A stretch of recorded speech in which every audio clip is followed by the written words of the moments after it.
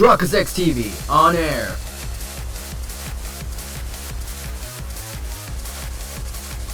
We are now live in 3, 2, 1.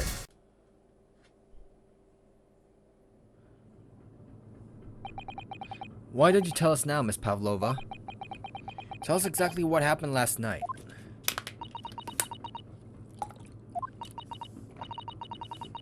It was a little after 1 in the morning.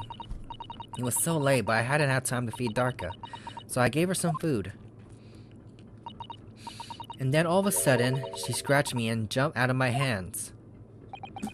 People do say cats become very anxious and nervous in new environments. She was so fast, she disappeared through the ventilator before I could stop her.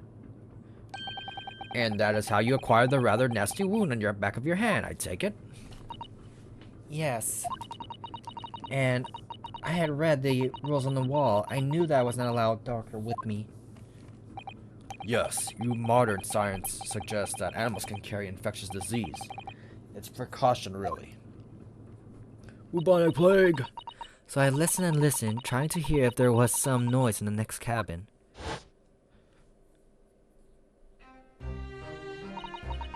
It was very quiet. I was sure if someone was there, must be sleeping. So at that point, you thought it was safe to try to lure the kitten back, right? By dangling the end of the toy through the ventilator and into the adjoining cabin. Darka always loves this toy, but it didn't work. Nothing worked. I tried using her favorite toy. I tried whistling to her softly, but nothing. She didn't return. So the faint whistling sound Cosima wrote about in his diary was Miss Pavlova trying to retrieve her pet. Cats have possibly to remain hidden in the shadows one Friday. Yeah, so there was nothing else I could do. I just had to wait until she had calmed down. But then...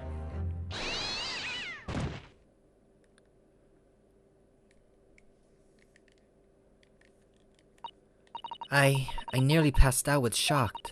I heard her cry out and then... Oh, it was such a dreadful bang. Then afterwards, nothing. It was totally silent. Cosima was...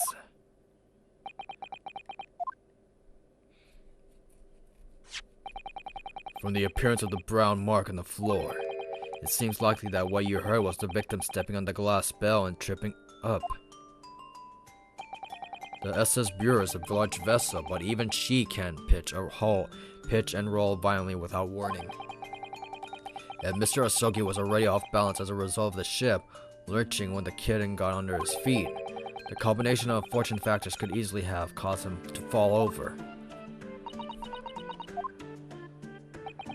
Well, what became the kitten afterwards? Is the reason why he wrote down the word wardrobe was to let him know to let his friend out? In the end, I managed to get her to come back through the ventilator. Yeah, Darka is nowhere to be seen. I must have forgotten to lock my case, and now she disappeared again. Gracious, that cat isn't insufferably restless as I am. Well, he knows something about himself at least. When I woke this morning, I heard the young man in the cabin next to mine had died, but I couldn't bring myself to tell anyone what happened. I was too scared. Scared that they would send me back. Oh, hold on a minute. What about the snake? You're right, where is it? If the snake isn't your friend, Miss Pavlova, then who is it? Where did it come from? What on earth is such a dangerous creature doing on board this ship? That's your pet, isn't it? Oh, I didn't say. Snake is my friend. His name is Pirozeko? I don't know. Huh? What? What? That snake belongs to you? He escaped from cage when emergency alarm sounded. I was looking for him. I did not expect to find him here. Yes, how did the snake get into his cabin? But animals are not permitted on board. Ha! We are at the sea for 1 year. You want to be so long without close friend, without someone who understands? Couldn't you find someone a little more human who understands you better? But my dear burly fellow, a gargantuan venomous snake, surely you can appreciate the danger you're putting everyone in. No venom. Parazoko does not have venom. He is harmless, very long but very gentle. He is adorable, like Granny. It's venomless? Yes. Now he is hungry, so he's in bad mood. But once I feed him, you'll see a big smile. And you feed him what? Milk, I suppose? Huh. Like they say, they milk chickens. Ridiculous. Snakes that drink milk are one in stupid stories. Pyrozoko eat mouses. Big fat round mouses. Oh, so is that what the mousetrap in the passage out there was for? Of course. How else can I catch my friend's favorite food? Nothing says top of the food chain like the look in their eyes right now.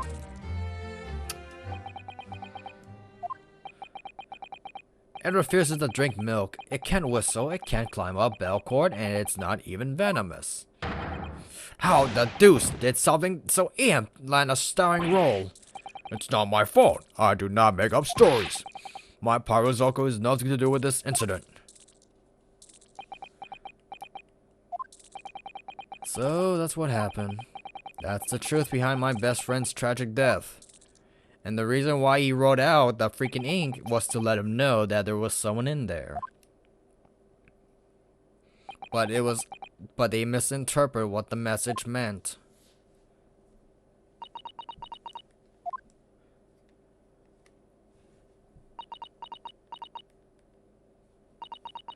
Miss Pavlova, I understand the difficult situation you found yourself in, and I do sympathize. But please remember this. A young man lost his life. If you're going to attempt to cover up your guilt with lies, then no matter what circumstance, I cannot forgive you. But... What are you talking, Miss Mikotoba? What lies? Miss Pavlova has confessed everything. It was just a series of unfortunate events. An accident. I'm no great detective like Mr. Sholmes. I don't have a gift for knowing the truth.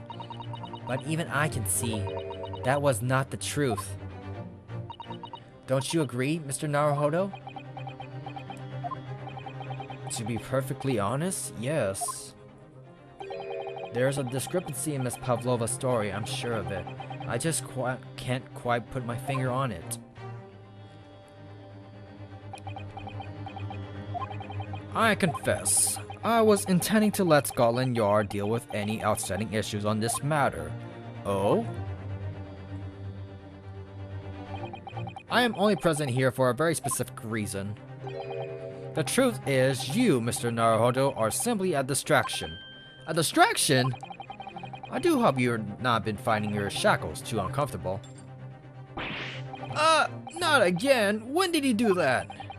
Especially as they are on your wrist as a result of my intervention, I was rather hoping I could resolve matters before we made our next port call.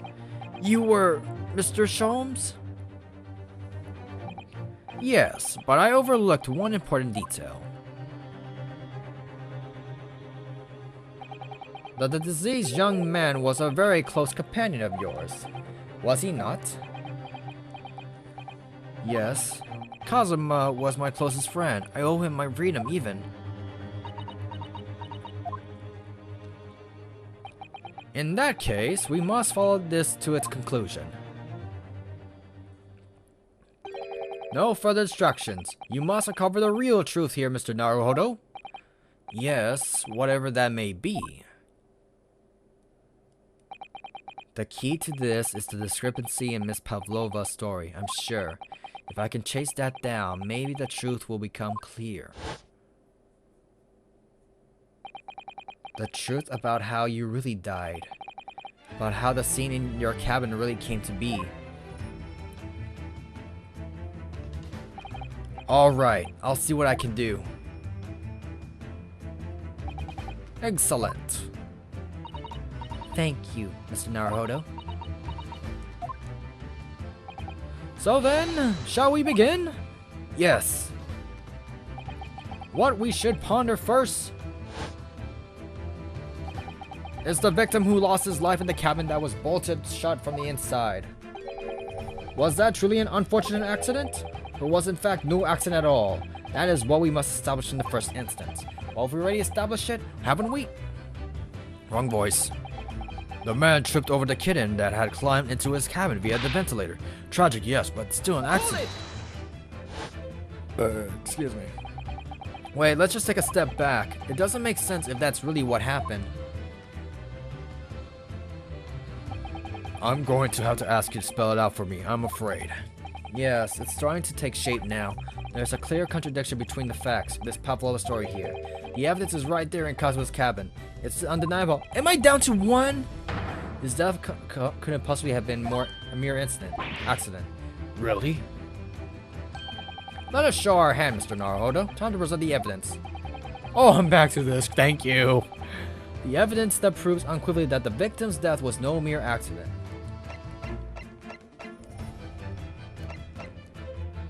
What do I got? Not that.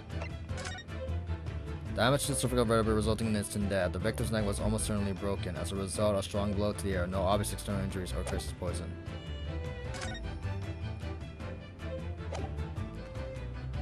What am I looking for? There's a clear contradiction between the facts and Miss Pavlova's story here. The evidence is right here in Kazuma's cabin. It's undeniable. His death couldn't be possibly been mere accident. Let's see. What we ponder first is the victim who lost his life in the cabin that was bolted shut from inside. Was this truly an unfortunate accident? Or was it in fact no accident at all? This was what we established in the first instance. But we already established it, haven't we? The man tripped over the kitten that had climbed into his cabin via the ventilator. Tragic, yes, but still an accident. Well, let's take a step back. It doesn't make sense if that really what happened, does it? I'm going to have to ask you to spell it out. There's a clear contradiction between the facts and Miss Pavlova's story here. The evidence is right there in Kazuma's cabin. It's undeniable. What was in the cabin? You gotta spell it out for me too, Chief. I got a couple options here. The evidence that proves unequivocally that the victim's death was no mere accident. That was no mere accident. What was no mere accident mean?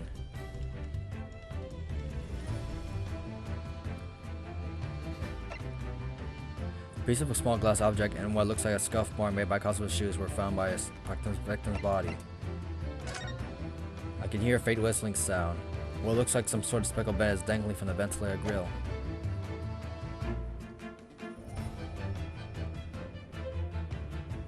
I'm betting on this. Yes!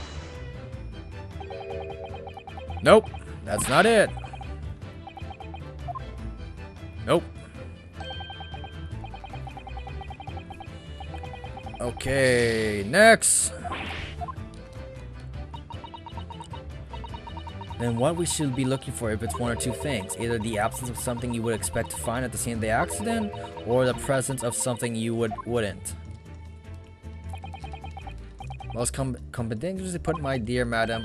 I see. Fast forward this.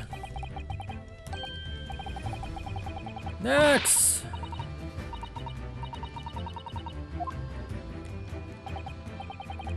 Fast forward this.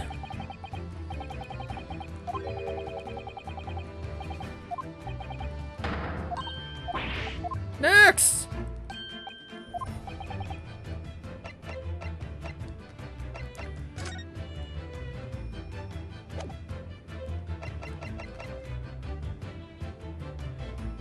Yes. That's my second guess. This piece of broken glass next to the mark on the floor. But that's the glass belt that the whatever. I'm messing up as it is. It was broken in half when the victim tripped over the cut and fell. So we already have a satisfactory explanation. Where's the flaw in that logic? Unfortunately, there's a very big flaw. A fatal flaw. What? If that's really what happened, then how did one of the half of the belt end up back here in the cabin? Ugh. Yes, remember that what we found the other half of the glass belt in the waste paper basket? Would you care to explain that, Miss Pavlova? Oh no. That's not the only reason either. There's something else we found in Mr. Osoki's cabin. A remnant of something that couldn't possibly have been there if what Miss Pavlova told us was true. I don't even know.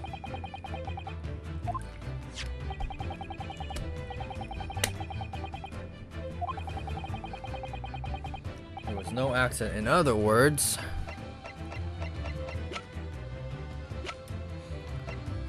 what else? What are we trying to look for, Chief? My brain is fried.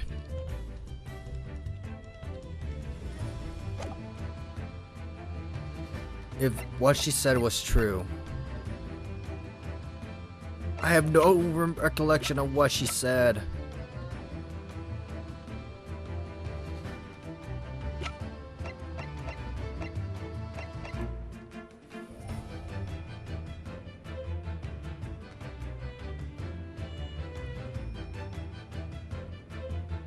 I'm just gonna go.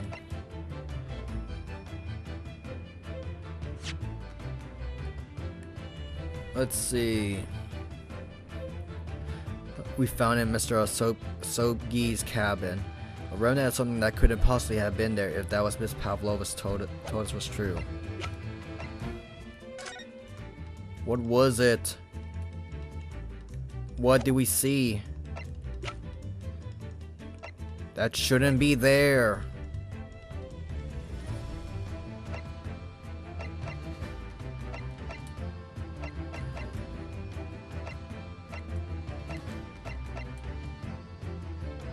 Eeny, meeny.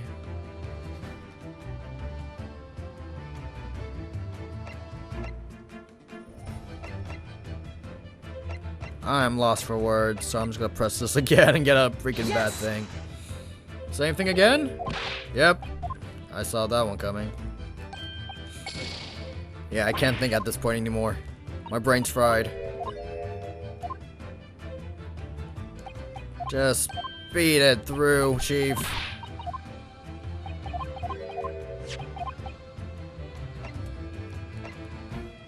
Yes! The truth is clearly recorded in the photographic print. There's no way that Mr. Osoki could have left this message on the floor. The script. It's Russian, isn't it? Indeed it is. The word written means wardrobe. I see what you mean. Most people would leave a dying message in their native language. Japanese in this case. But maybe he was studying Russian. It is a simple language. He could have picked it up very fast. That doesn't seem likely. That's actually not the point. It makes no difference whether he knew Russian or not. Sorry, what do you mean? Exactly what I said before. There is no way that Mr. Osoki could have left this message on the floor. And the reason why is clearly explained in here. Damage to the cervical vertebrae resulting in instant death. Instant death. Oh. Which means, after the victim fell to the floor, he couldn't possibly have written anything. Because he was already dead. Both these pieces of evidence clearly point to the same conclusion. That when Mr. Osoki died last night in the cabin, there was someone else in the room. And that same person deliberately arranged the scene to disguise the truth, in order to cover up their own guilt. Yes, there was someone else present in Mr. Osoki's. You're wasting time. Someone else was there? Duh, of course we know this. What are you talking about? Bulkhead was bolted shut from inside. There was no way in or out. Oh yes. And only person in cabin with young student died was you. It's true, I was in the cabin when it happened. You were shut inside a cabin wardrobe to be precise about the details. But I don't know Russian. There's no way I could have left that message. Not would have. There's no way you could have left that message to be precise about the details. Would you mind? Forgive me, my dear fellow. as I was saying, the person in question wrote the word wardrobe in Russian on the floor, in an attempt to incriminate me for the crime, even though I had been asleep in there the entire time. And then the same person picked up the broken glass bell that had fallen to the floor, for fear of becoming evidence that would somehow show Mr. Osoki really died. Well, why would this person have taken all the pieces of the bell away? Leaving half behind was already going to raise questions. Yes, well, it was past 1 o'clock in the early hours of the morning. The cabin would have been quite dark. The single small lamp suspended from the ceiling would barely have cast any light onto the floor there. Little wonder then that the culprit failed to notice a fragment of the tiny item. You all suspect me, don't you? Jesus Christ, the Flash. Seaman Stroganoff? Nina is woman of sea. She is daughter of a strong sailor. 2 years ago, they noticed her dancing skills and she went away to join ballet company. But before, she was dancer of the ship, a member of ship's band. You do not accuse ship's angel of breaking criminal. Oh, so that's it. You said that when youngster died, Nina was there in his cabin? But that is not possible. I give my tooth. That's interesting. And why would you give your tooth, pray? How can you be so sure? You are a great detective. You should know. Look truth in eyes. Cabin bulkhead was bolted shut from inside. Nobody could go into cabin. Not Nina, not anyone. Or you want me to tell me the killer can walk through locked doors? Yet, it's impossible. He's right. But wait, I've read about this in the detective stories. People often tie thread around door latches so they can open and close them from outside. Thread? Are you stupid? Those bulkheads are not barn doors. Certainly not. These are watertight doors, as one would expect to find any modern steamship. Constructed of heavy steel with not a tight gap inside, no threads or needles or magnets could have been used. No, of course not. I thought so too. But Mr. Naruhodo suggested earlier, so... Susanoo-san, how can you shift it into me like that? So Seaman Strongman has a valid point. The cabin door couldn't have been bolted shut from the outside. Not necessarily. What? I put it to you that I could bolt this cabin door without laying a finger on it. And in this very cabin, we can see traces of the method I have in mind being used before. I don't believe it. Well, Mr. Naruhodo, I believe you know what I mean, don't you? A way to shut the bolt of the cabin door from the outside. One way does bring to mind, yes. Do you really know what Mr. Shones means, Mr. Naruhodo? Yes, and so should you, because we've seen it happen. Indeed we have, so would you care to do the honors, Mr. Naruhodo? Point out the telling size of the method that was used to slide the cabin door across the outside. Why are we being marked for this? Point out the telling size of the method that was used to slide the cabin door across. Is the thing here or am I missing it? Point out the telling size of the method that was used to slide the cabin door bolt across the outside. From the outside?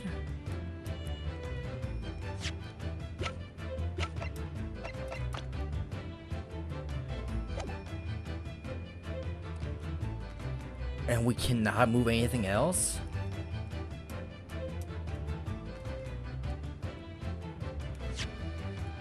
And we see... Am I thinking of the right idea? Yes! How?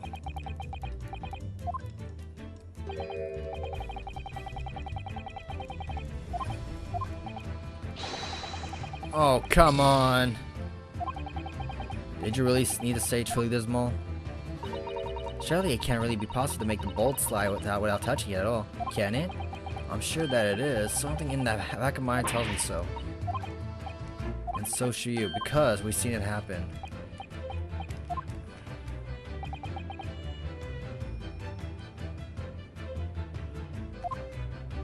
The telling signs? Yes! Please tell me it's that! Nope.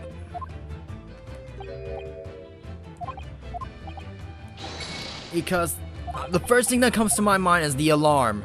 That's it. But what can we do about it? Yo, I'm really willing to take the L because I have no idea what the hell's going on. We can't move whatsoever.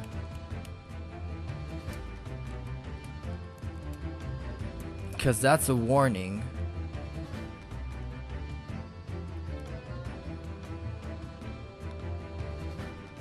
I was used to slide the bolting door? I don't get it.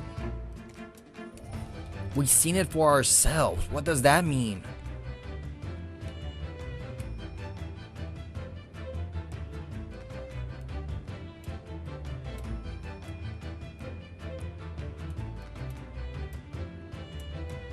Yes! Look at the bookcase there. Oh, thank God. See how all the books and things are toppled over? That must have happened when the ship made its emergency stop before. Like, really, the emergency stop was what I was thinking, but where do we show proof? The door is right there, the sound siren is right there, so what do we have left?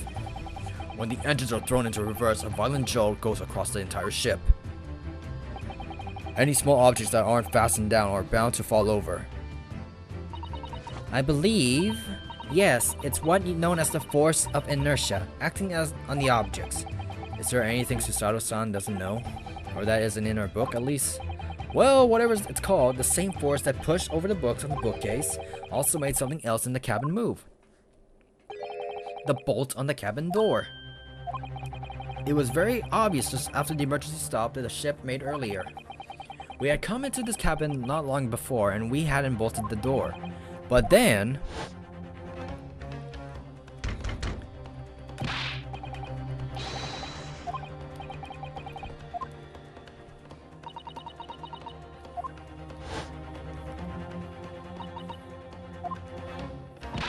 that's it. When the ship stopped suddenly, the bolt flew across and locked the door. Yes, it's made of metal, but it's small and light enough to be moved by the ship's sudden change of speed. Or the force of inertia, if you want to call it that. Are you trying to say that last night, after Mr. Osoki was killed...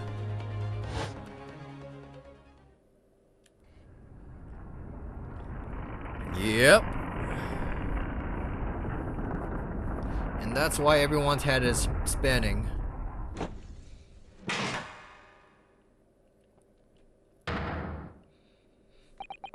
The SS Bureau made an emergency stop? When I woke up this morning and looked around the cabin, I thought it looked a little odd. All the books on the shelves had toppled over, and all the ornaments. It was almost like someone had run their hand across the shelves and deliberately knocked everything over. Oh yes, I remember that. And I stood them all up again, didn't I? Then when we came into this cabin, we were surprised to see the same thing in here. All the books and everything had toppled over, just like in Mr. Osoki's cabin. Oh my. Do you have anything to say about this, Miss Pavlova? Are you out your mind? You say Burya made an emergency stop? It does seem a little far-fetched. How could that possibly have happened? Unless you're saying that the culprit is actually someone from the engine room. Oh, is it simple enough? Huh? Are you forgetting the button in the passageway outside? Used to trigger the emergency alarm. Oh yes, of course. There was a notice, wasn't there? Telling you only to press the button in times of emergency. On dark nights when the fog is dense, the captain cannot afford to rely on the eyes of the lookout alone. Hence, the placement of a number of buttons around the vessel allow any crewman to raise the alarm. The sort of button one is almost compelled to press to satisfy one curiosity. Wait, it was you? When the button is pressed, two things happen in the interest of safety. The emergency alarm bell rings and the vessel comes to a complete stop, as indeed it did a little earlier today. So he admits.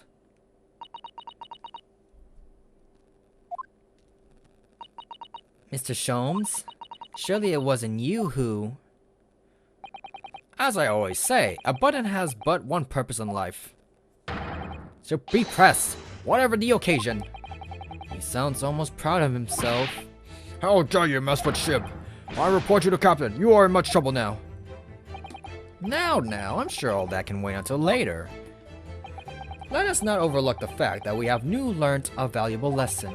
When we makes a vessel emergency stop, the bolts on the cabin door slide close. So, what we must now consider. Yes, it all comes down to one thing now. Last night, after what happened to Mr. Osoki. Did the ship make an emergency stop, or did it not? You are idiots. Puya is a huge ship with many passengers. If we make an emergency stop even in the middle of night, there would be chaos everywhere. What are your thoughts, Mr. Naruhodo? Well, it's certainly possible that some kind of emergency happened last night. We have evidence to support that idea. Really? What evidence, Mr. Naruhodo? Fascinating. Do show us, my good man. What evidence promotes the theory that some emergency gripped the blah blah blah blah? Okay, we got one try. Let's not mess it up. Let's double check this is the right thing. That's the ship log. Now present it. Seaman strong enough.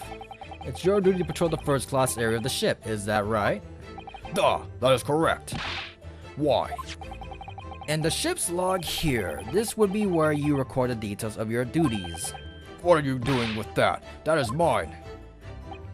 Ah, you rather carelessly left it atop a little makeshift bureau in the passageway out there. But as a responsible passenger, we took it in our care with the mind to return it to you later. I left it there on purpose. That was where it always is. The point is, looking at what you usually record, it's clear that under normal circumstance, you write the phrase, "nothing to report," every 30 minutes. But from 2 o'clock last night until first light this morning, nothing was recorded at all. Nothing recorded in the log? That is... Duh! Because nothing happened. But if nothing happened, would you normally write "nothing to report," wouldn't you? Indeed so, which tells us that shortly after 2 a.m., something happened.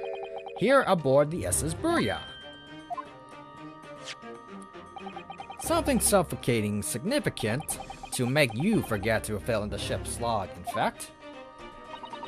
Are you suggesting that the ship really did make an emergency stop in the middle of the night? Stop talking rubbish!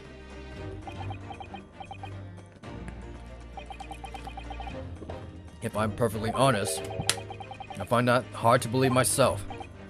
Oh, why? Well, because if something else major as an emergency stop really had happened, surely all of us would have noticed. That's very true. Next to the emergency stop we experienced earlier, we all know what it feels like now. The ship lurched so violently and the alarm bell was so loud, I can't imagine that anybody would sleep through that, even if it happened in the dead of night. Well, no. That's a good point. What of the throbbing? Sorry, what do you mean? Your head, man. The throbbing of your head since this morning. We have all suffered with it. Ah. Oh, yes, I have had a headache. You're right. In fact, I haven't been feeling myself since I woke up today. Nor have I. My head's been feeling heavy ever since dawn. Yes, you've all been afflicted, haven't you? Just as I suspected. He's right. My head's been throbbing today too. And since eating dinner yesterday evening, everything has felt sort of hazy. I can't really remember anything that happened after I climbed back inside the wardrobe. Then the first thing I noticed this morning was the throbbing pain in my head. I had already been dragged out of the wardrobe and had those handcuffs put on me by that point. Why didn't I wake up when all that was happening to me? Tell me, Mr. Naruhodo, you boarded this vessel as a stowaway, didn't you? Oh, well, yes, sorry. A stowaway class of accommodation doesn't usually include meals. Why did you survive on? Well, Cosmo looked after me. He was always happy to share his meals. So you enjoyed some of the whole roast chicken dish that was served yesterday evening, I take it? Yes, in fact, I had all of that. Cosmo wasn't fond of chicken. Oh, really? So the victim didn't eat any of the chicken at all? That's right, he didn't touch it. Is that relevant? My dear fellow, does that not strike you? Oh, Mr. Sholmes, do you mean to say that there was something wrong with the chicken? I do. No. Really? Is that really true? The meal prepared for the passengers last night had been tampered with. Tampered with by the addition of soporific, I don't know, designed to induce a very deep slumber in those who consumed it.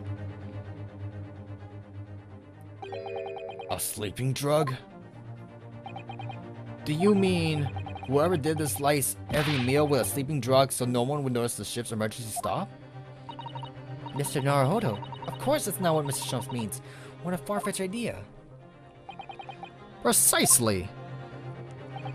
Lacing every meal of every passenger on board with a soporific drug would certainly be impossible, unless, that is, every single member of the crew was a conspirator. What? Mr. Sholmes? Well, Seaman?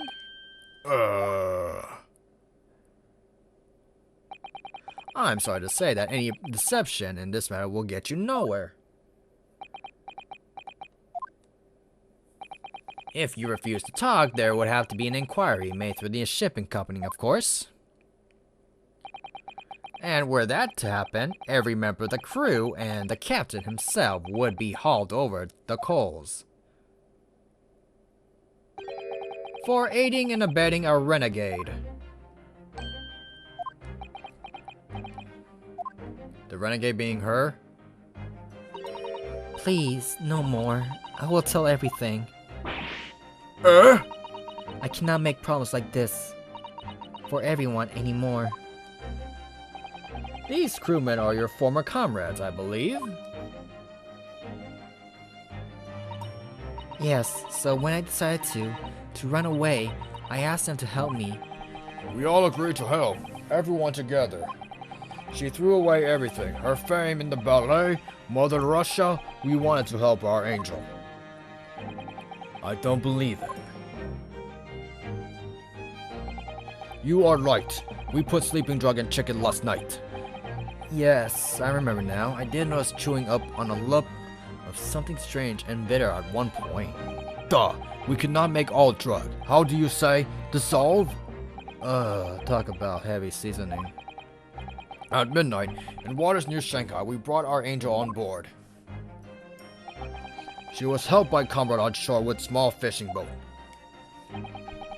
While all the passengers of the SS Boyer slept soundly, thanks to the almost magical effects of the slumber-inducing potion their evening meals had contained. So if that's what happened, the only people awake on the ship last night were the crew people who disliked chicken, the newly boarded passenger, Miss Pavlova, and that means it would have been possible for you. You could have used the emergency stop trick to lock Cosmo's cabin door.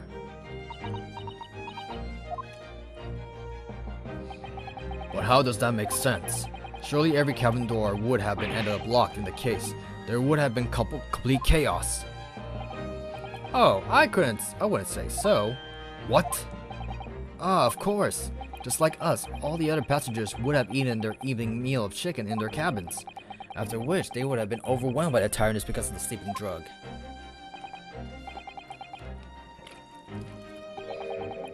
All passengers were already in their cabins that part of night. The overwhelming majority of passengers would habitually sleep with their cabin doors bolted anyway, and so no one of them would have found it remarkable to find door locked in the morning. In summary, in order to fasten the bolt of a single cabin door on the ship, The culprit brought the entire vessel to emergency stop in early hours of the morning.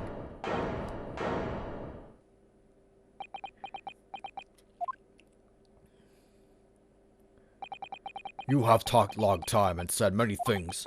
What is point? The point is what I said earlier. There was somebody else present on the scene when the victim lost his life last night. Someone who left a message in Russian on the floor in an attempt to incriminate others. Someone who tried desperately to hide the broken fragments of glass that would reveal the culprit's identity. And someone who abused the ship's emergency stop procedure in order to lock a door. All told, a busy night. But I don't know anything of this. I'm just a little girl. You like to speak with your long English words and explain your clever ideas. Well, I'm a sailor, and sailors don't listen to long, boring stories. We don't believe. Sailors like me, we trust only what we see with our eyes. A laudable trait. What? I am quite of the same disposition, my good man. Observation to me is everything. Mr. Naruhodo? Oh, yeah? Do you hear it? The accusatory cry of guilt of the wind. Whatever. Sorry, you've lost me. Proof of involvement, man. But you can't hear such a call with your ears. No, you must hear it with your eyes. For observation is the basis of all deduction. Please give me back to 5 lives. What are you talking about? I believe the time has come. I'm down to 1 life. For one final logic and— oh, this is the long one. We're gonna be here for a while. So, Mr. Naruhodo, your assistance, if you please. With what exactly, Mr. Sholmes? With observation, my dear fellow, just as I said. Observation? If you remember, Mr. Naruhodo, we know that somebody tried to fabricate evidence, don't we? By tampering with the scene of Mr. Osoki's death. What we're looking for is the trace of evidence that one of those two was there where it happened. Precisely. You are delightfully quick to grasp my meaning. Alright, I'll see what I can see. So we're looking for a trace of evidence that shows someone else was there last night when Cosmo died.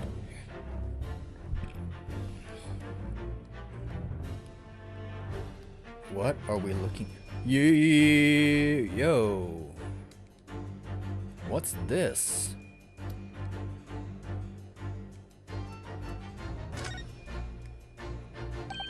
Oh, look at this.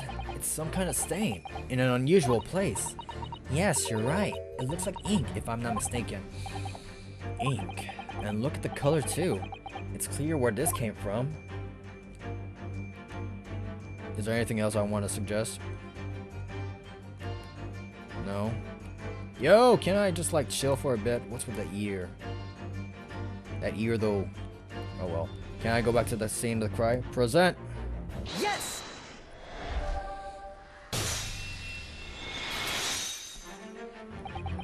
Seaman Stroganoff, you seem to have quite a large purple stain on the back of your white uniform there. Oh, yes, I, don't know where that dirt comes from. So, nothing in particular comes to mind about the stain? What are you trying to say? I would appear the significance of the stain has escaped your attention, Seaman.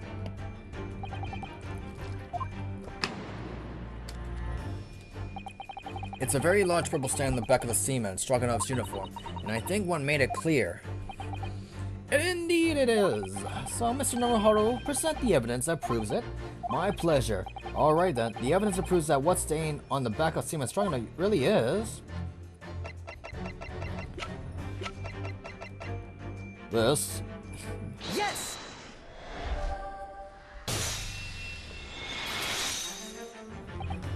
Yes, it's the photograph. The ink it shows, that's what caused the stain on the uniform. Ink?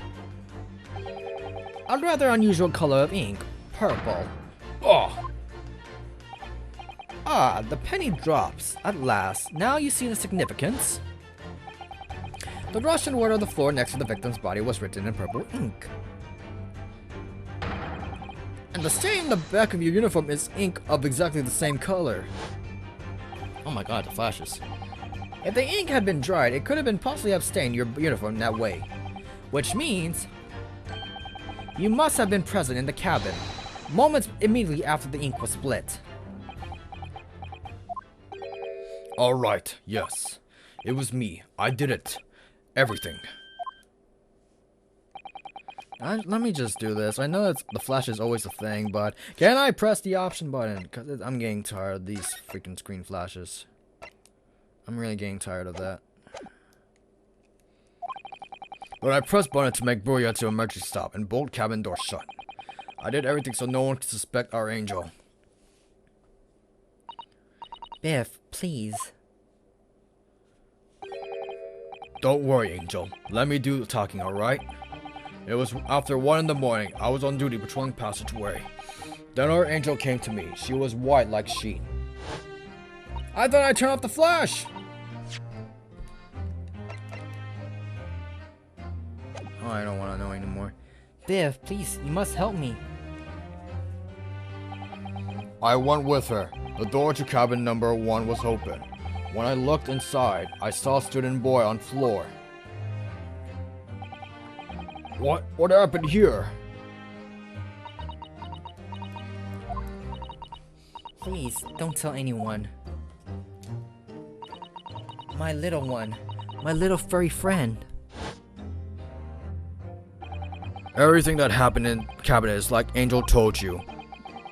The kitten escaped through the ventilator into Mr. Osoki's cabin. Then he tripped over and it broke his neck when he fell to the floor. Yes, that is right. So after the incident, when the cat ran away, Miss Pavlova then visited the cabin next to hers, only to find its occupant lying lifeless on the floor. She said she was worried when she heard sound of something falling on the floor. That's when she went to look. No, Angel.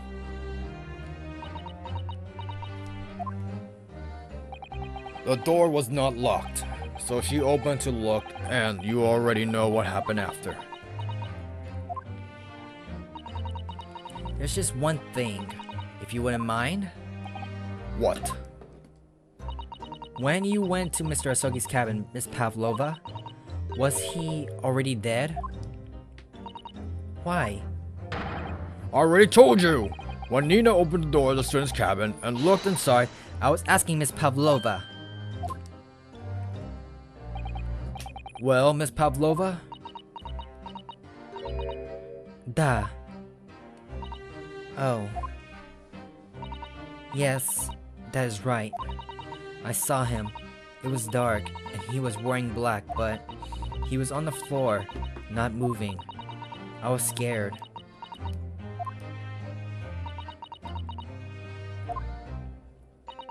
I understand, and I believe you.